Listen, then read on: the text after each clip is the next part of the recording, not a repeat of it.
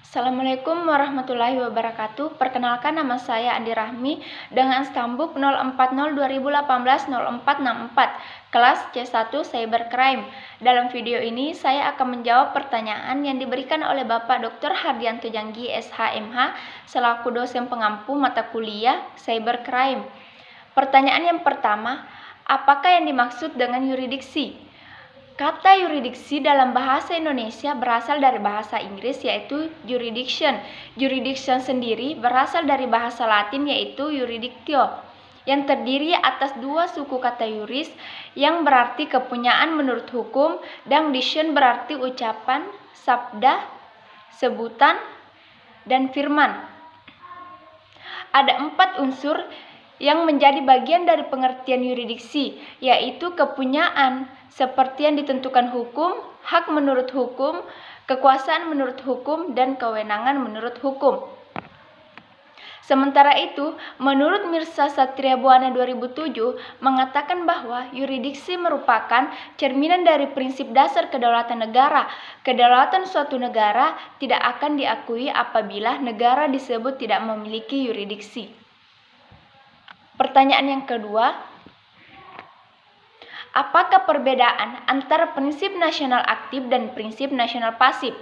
Prinsip nasional aktif adalah dapat memperlakukan yurisdiksi nasionalnya terhadap warga negaranya yang melakukan tindak pidana sekalipun tindak pidana itu dilakukan dalam yurisdiksi negara lain.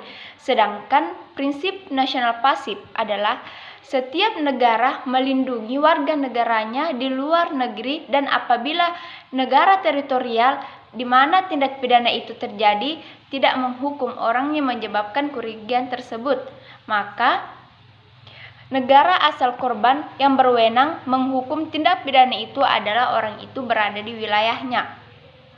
Pertanyaan yang ketiga, menurut Masaki Hamano membedakan pengertian cyber jurisdiction. Sebutkan dan jelaskan pengertian tersebut. Pengertian cyber jurisdiction dibedakan menjadi 2, yaitu yang pertama, dari sudut dunia virtual, jurisdiction sering diartikan sebagai kekuasaan sistem operator dan para pengguna user untuk menetapkan aturan dan melaksanakan pada masyarakat di ruang cyber atau virtual. Yang kedua, dari sudut hukum cyber jurisdiction adalah kekuasaan fisik pemerintah dan kewenangan mengadili terhadap pengguna internet atau terhadap aktivitas mereka di ruang cyber. Pertanyaan yang keempat, apakah yang dimaksud dengan teori perbuatan material, teori alat yang digunakan, dan teori akibat? Teori perbuatan material, menurut teori ini, maka yang menjadi locus delicti ialah tempat di mana pembuat melakukan segala yang kemudian dapat mengakibatkan delik yang bersangkutan.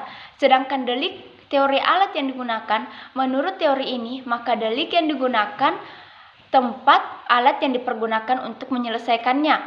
Lalu, teori akibat, menurut teori ini, maka tempat akibat yang menjadi locus delicti.